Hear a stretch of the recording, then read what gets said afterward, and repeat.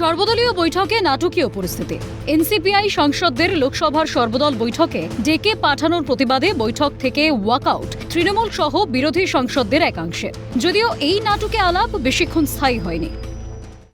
Because the so-called NCPI, which is an unrecognized party, the strength of the All India Trinamool Congress in the list provided by the table office is shown to be 28 members.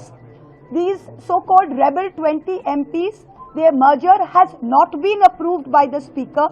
The 20 disqualification petitions are still pending. After the 91st Amendment, there is no room for a separate block.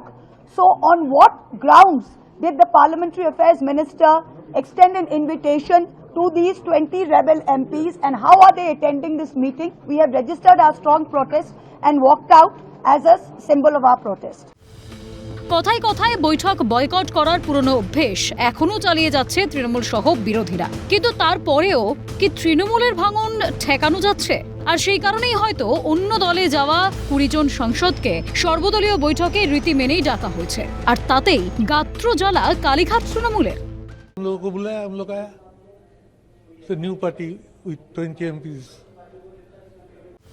সর্বদলীয় বৈঠক থেকে তৃণমূলের walkout নিয়ে কটাক্ষের সুর কাকরি ঘোষ দস্তিদারের গলায়। তার মতে 28 থেকে কিভাবে 8 হলো সেটা তৃণমূল নেতৃত্বকেই বিবেচনা করে দেখতে হবে।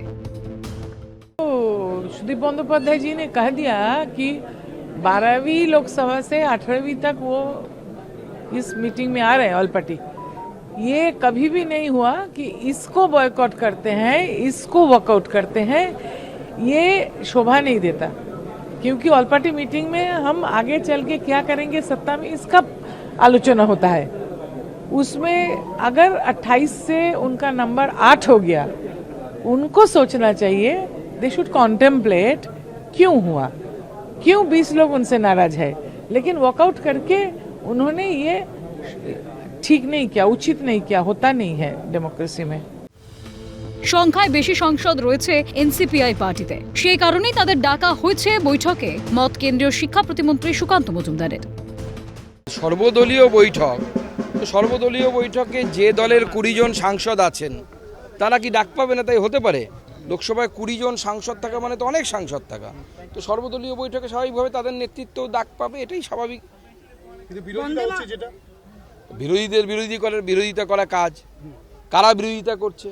তৃণমূল কংগ্রেস বিরোধিতা করছে। কোন তৃণমূল কংগ্রেস?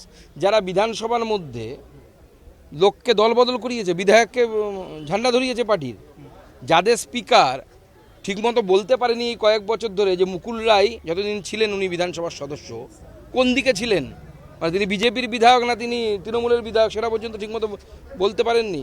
তাদের কাছ থেকে এই সমস্ত নীতিবাক্য মানায় না, তাদের মুখে মানায় না। সব মিলিয়ে বাদল অধিবেশন শুরুর আগেই তৃণমূলের নাটুকে কার্যকলাপে উত্তাল হয়ে উঠল সংসদ। সোমবার এখন কি পরিস্থিতি তৈরি হয় সেটাই দেখার। ক্যালকাটা নিউজ।